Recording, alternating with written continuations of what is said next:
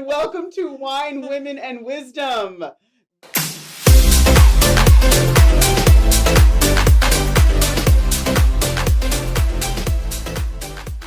Dwyane. This is 2016 Grand Cru Clos de Vougeot Mayo Camosé, my friend. Oh, Jesus. It ain't cheap. It's definitely not cheap.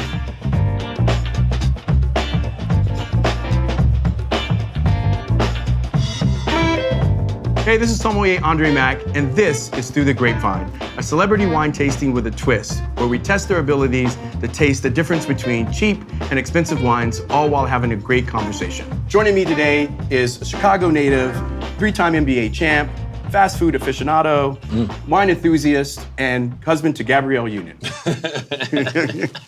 Welcome, Dwyane Wade. Thank you. Thanks for calling me by my name and not Gabrielle Union's husband first. I appreciate that. You're awesome.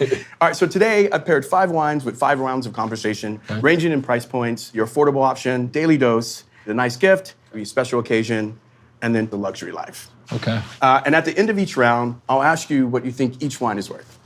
Okay. Fair? Fair. And finally, I'll pour you a full glass of your favorite wine as a bonus round as we calculate and tally your score. All right. All right? Yeah.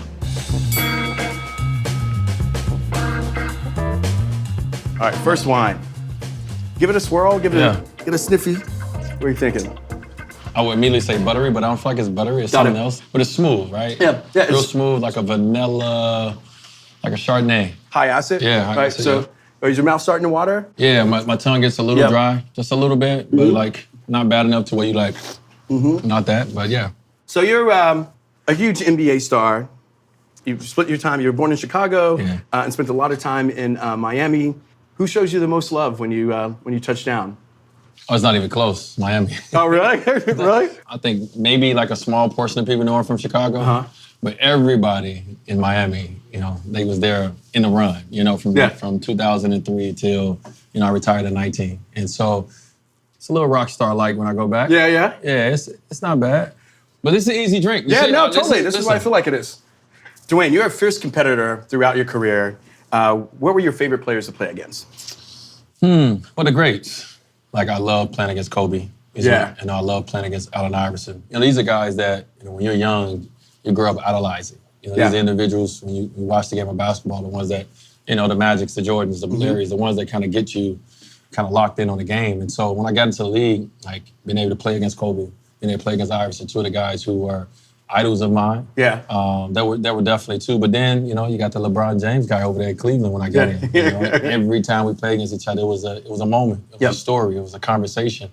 And so, you love playing against greatness. So for me, every time I got a chance to match up, against someone who I looked at as an equal or ahead of me and someone I was chasing, like, I love those moments. If you had to put together your all-time NBA squad, who's your top 5? That's tough. But it's my favorite player? Your favorites, yeah. Okay, well then that's different. So, Allen Iverson, Michael Jordan, Kobe Bryant, top 3. Okay. Right, so they're in my team, right? So I'm guard heavy. LeBron James, number 4, and Shaquille O'Neal, number 5. Okay. That'd be my top 5 favorite players. Oh, I love that. And out of those players, which 2 players would you like to see play one-on-one in their prime? Michael Jordan and Kobe Bryant, of course. Yes. Yes. Who wouldn't want to see that? Yes. All time. Wow. Yeah, I would totally love that. Yeah, that's the showdown. All right. How are you feeling about this wine? This is solid. I mean, this is one of the wines that I would tell somebody if you are, like, you're just getting into wine, you don't really understand it, and you want to drink something. This is a good first wine right here. Yeah, no, totally. Very easy. Yeah, I think it's got great acidity, it's lively, it pops, it kind of like jump starts the evening. Yeah, it's not complex. It's not a complex wine. No, not at all. It don't feel heavy on the alcohol. Correct. Which is very good because it's light. And so, this is definitely come to the table. Let's start the meal off with this. And ease into it. Yeah. This is beautiful. Yeah. All right, so where are you at with this in price point? Where are you thinking you headed?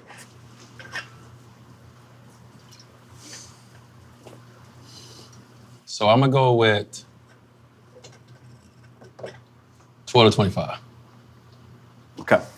I didn't like how you looked down at that card. I didn't like how long you paused. I'm just looking at the card. I'm just looking at the card. All right, so today we have the Las Lilas. This is Vinho Verde from Portugal. Oh, I've never had wine from Portugal. And this is our affordable option. See, I didn't think you would give me the affordable option up front. And I was like, nah, would he do that? That's too easy. No, but I think at some point, like, you have to like throw all that out and like go where you gut. This is, you know what I love this wine? This is like, it's not an overthinker. It's not complex in any way, but it's refreshing. And it kind of gets the juices moving. Yeah, I feel like it wakes your palate up. Yeah, right? no, absolutely, yeah. It's very crisp. Wine has always been like a placeholder in time for me. Yeah. Right? It's less about like the wine. It's about the wine, but like it's more about like the conversations and the people you're sharing it with. Yeah. You know, it sets the mood and the tone. Yeah. And generally, when I like to start things and meet new people, this is the way I like to start the evening. All right, you ready for round two? I'm ready. All right. So another white wine. Okay. Yeah, you like that color? Well, yeah. That's the first thing you notice, right? Yeah. Compared to the last wine. Ooh. Okay. Yeah, you feeling that? Yeah, I'm feeling this. Okay. Right? Do you smell melon? Yeah, it's definitely melon. Melon? Uh-huh. Sure. I think I like a slight hint of like butterscotch. Remember those little yellow candies in the yellow wrapper? Yeah, my granddad used to give them to me. Yep, mine too. Mine too. Slap me a few. Yep. I did work in restaurants growing up, and I worked a lot. In San Antonio, I was at a steakhouse, and I used to see a lot of NBA coaches come in. And then I started to see a little bit more of the players start to come in. And that just reminded me a lot of like you, Chris Bosh, and LeBron, like having these dinners with incredible wine that we got to witness from the side through social media. That just seemed like awesome. Tell me about that. Like, were there like cool pairings and stuff that you did, or? Well, yes. You know, I think the one thing is like wine in the NBA, it's been a part of the NBA forever. You know, but it was always kind of frowned upon when you think of athletes and alcohol or anything of that sort. And so to be able to be in the space, myself, LeBron, Carmelo, CP, and this generation, to be able to be there, to be the ones that, you know, kind of made it more approachable, you know, made it like, hey guys, listen, we athletes, but we do drink. Yeah. You know, if you don't see anybody doing what you're doing, you don't think it's for you. And the fact and the amazing thing when I talk about wine in a lot of circles, you know, the NBA and the players always come up to the top about like, man, these guys are doing it right. Yeah. And I'm interested in seeing what the long tail looks like when you talk about the young guys coming into the league and how wine will eventually become a part of our culture. Yeah. So I'm cool with that. All right, so what are you thinking about here? How are you feeling about this wine here? So, give it a number. All right. yeah, I'm gonna go with 1999. Okay, 1999. Maybe 98. 1988. I see you. Okay, so one of my favorite wines to drink. This is White Rioja. This is from Olivia Rivera. This is called Miranda de Azul. So this is mainly a traditional grape made from Macabeo. And so this is actually $80. This is $75 to $150. This is our special occasion wine. But it's good. It's good, right? It's very good. It's great. Yeah. All right, let's move on to the next round. All right. All right. I'm over 2. We're gonna go ahead and start with number 3. If I get the next 3, I'm good. We got our first red wine of the evening. Okay. And the fact that like you're looking at the color, I'm like, okay, he's on it. He's on it. Yeah. He's looking at it. He's into it. No, I'm into it. You spoke about Shaq. You won a championship with him. Does he have great taste in wine? Or does LeBron have better taste? I've never seen Shaq have a drink. That's interesting. I've never seen What Shaq about take a Barkley? drink. Well, yeah, he has great taste you don't want to drink with him. Why not? Because he just keep going. you know, like with some people got limits. Like you hit it, you be like, oh, I need to go lay down. You know, Chuck can keep going. So I did. I had a night when I first signed with TNT. He took all of us out. And Chuck took all of us out, and we had a night at the Four Seasons where we were just drinking different things. Draymond was there, so we're drinking wine, we're drinking all the other stuff, and let's just say I need a little help upstairs. At the end of the night, and Charles was like, "Hey, where we going next?" I'm like, "I'm going to bed." So it's definitely cool to be able to, like I said, once again, like even though Chuck and I are from different generations from the standpoint of sport, like, and Draymond is from another generation, and to be able to sit down and, once again, connect through this. Yeah. You know what I'm saying? Like, we forever have a connection through sitting down, having a glass of wine, Yeah, having a few drinks, Yeah. So where are you at? So wait, what prices we got left? I'm not telling you. I'm not telling you. So I'm like, I like it. I think it's elegant. I don't think it's hella expensive. So, I gotta go on this one. I'm gonna go with this one back to the. I don't like that look. No, I didn't do anything. I didn't do anything. I'm gonna go with this one. I'm gonna go back to the $20 range. $20 range. Do you think grape? Where do you think? What kind? Grape region? Do you think you know where it's from? These are all bonus. These are all bonus No, things. no, These are all please, bonus thanks things, for having me because you know I need some. These are all bonus things, like. Yeah, so I get closer to the Pinot Noir family. Okay. Like a lighter grape. Okay. Like that's why I love French wines because it's lighter. Where we at? Dwyane. This is 2016 Grand Cru Clos de Vougeot Mayo Camosé, my friend. Oh, Jesus. Hold on. Let me do this.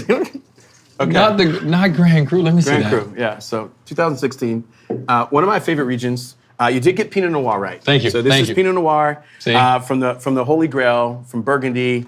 This is Grand Cru, Mayo Camosé, one of the top producers from a Grand Cru vineyard in 2016. This wine reminds me a lot of your game, right? It's polished. It's it's refined. It's like I was telling someone. It's and like, it ain't cheap. It ain't cheap.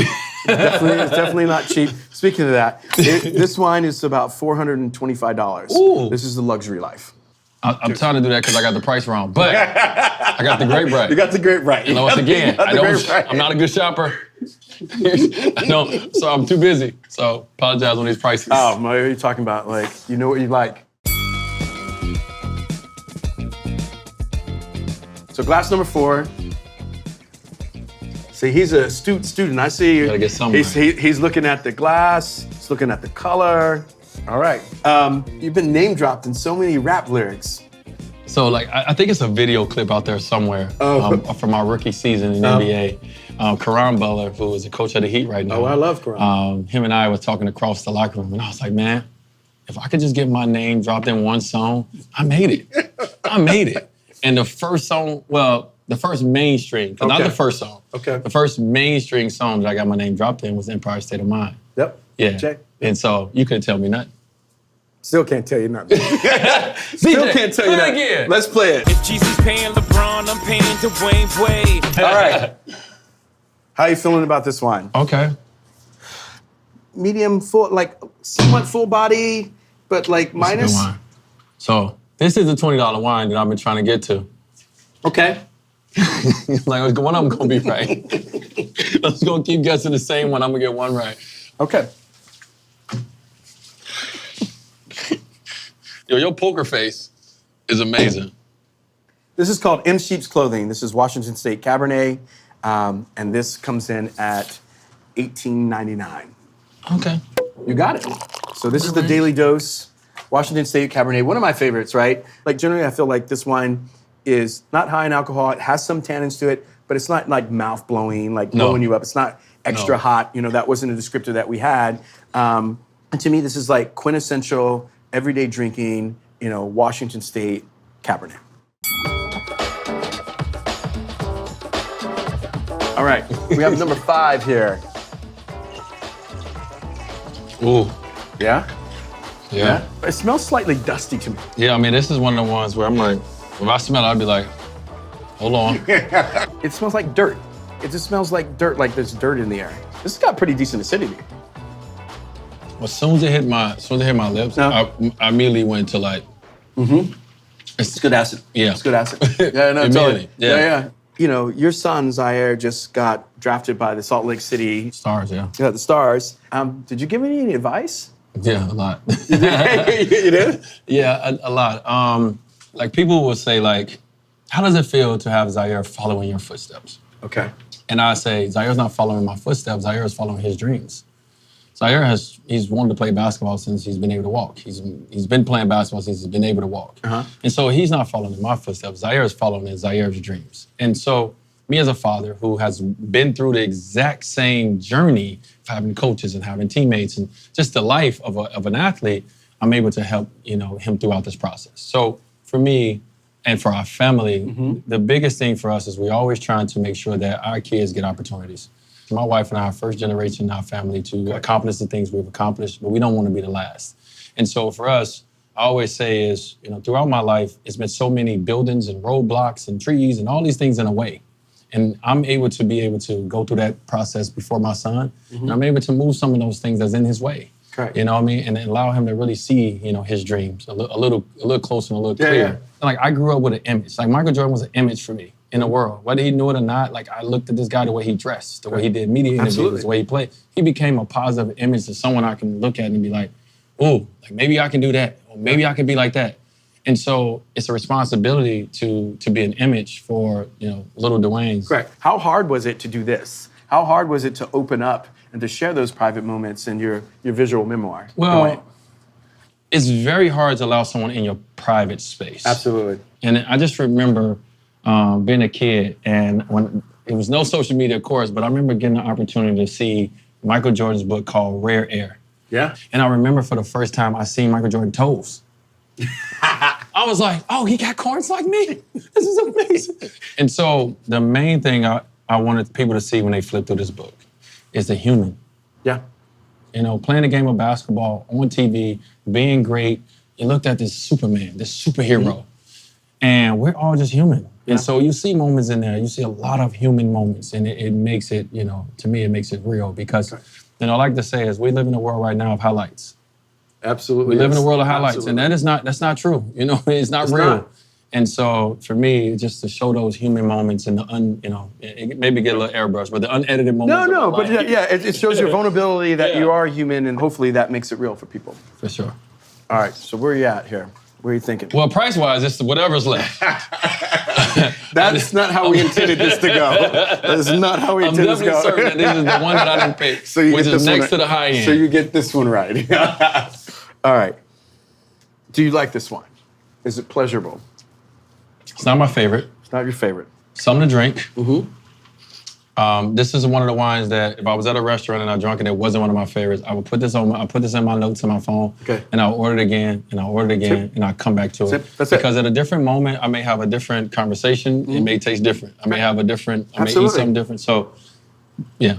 I'm like, how is this my show? Like, you're dropping all the gems right now. Not me, but that's the real shit. The real shit is like, hey, when you're on this journey of wine, it's not this quest to find the best thing that you want to drink the rest of your life. And maybe that's on the side notes, but the idea is like to understand it a little bit more, right? So the idea you said that this wine wasn't your favorite, but that you would take the time to write it down and say, hey, I want to taste this again. Yes. And that's, I feel like, is the magic in wine.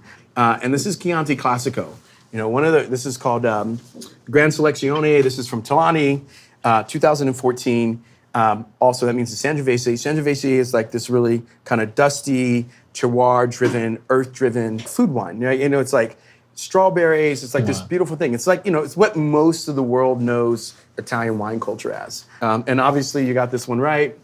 2 out of 5? But this is a journey. This is what this is all about, I guess that's one of the cool things about this industry. I can sit here as someone who has my own wine label, as someone who sits on the board of UC Davis and, who's get exposed to some of the best wines in the world. I don't know how I'm so lucky. And I can still get the price points wrong. Well, but that's the best part about all of this. It's all humbling. Yes. Right? Like, in the thing, when you strip everything away, it's a humbling experience. And, like, you don't take this notion that I know everything. Right, you just keep pushing forward every single day, and I think that I thank you for being here and putting yourself out and saying, "Hey, I want to be a part of this." And the biggest part about all of this is not about price point and whether you can figure out what the price point is. It's whether you like it or not. Yeah, that's a metaphor for life, right? Yeah. Okay. All right, we're going to move on to the final round, the bonus wine. All right. Oh, we got a bonus wine. We got a bonus wine. I want you to tell me, what's your favorite? My favorite from tonight would probably be our third wine. Our third wine. So that's going to be the Mayo Camazé, which is wine number 3. So I've had 5 glasses, so I just want to let everybody know out there. I'm feeling a little... That's the point. You're supposed to feel good. So we have the Grand Cru, Clos Vougeot. This is Mayo Camazé, 2016. My team is going to go ahead and tally up your points, see if you're golden cork material. But in the meantime, cheers, brother. Cheers, brother. Thank you. Thank you, man. All right, so let's play a game. It's called Flash Your Favorites. I'll ask you your favorites, and you answer as fast as you can. Oof. I'm going to say it, and you just go. Like the first thing that comes to mind. Okay. Favorite holiday? Thanksgiving. Favorite movie? Coming to America. Favorite designer? Well, I'm going to go with Gucci. About the last All show. right, Gucci. All right. About the last show I went to. Favorite musical artist? Jay-Z. Okay. Favorite tattoo artist? My tattoo artist, Cliff. Shout out to you guys. All right, Cliff. I'm tatted. Yeah. All right, Cliff. Favorite team in the NBA? Utah Jazz. That was the quickest. Favorite interview you've done today? Favorite interview I've done? This one. Thank you. All right. So, Dwyane, you got 2 out of 5 right. Sounds like me in school. I was a C student, maybe C minus. If you got one more right, you would have been eligible to win our Golden Cork. But we don't give out any participation trophies here. It's all good. You're a winner in life. You understand this thing. Thank you for being on the show. Yeah. And remember, it's not about the price. It's about what you like. Thank you, man. Through the grapevine. Through the grapevine, baby. Appreciate Thank it. you. Thank you, bro. When do you go get to drink this kind of wine and for free? I ain't getting no bill out of this, right? Awesome. Not that you know, we're going to bill you back. Yeah, this is cool, man. Thank you. You're welcome. Thank you. Yeah.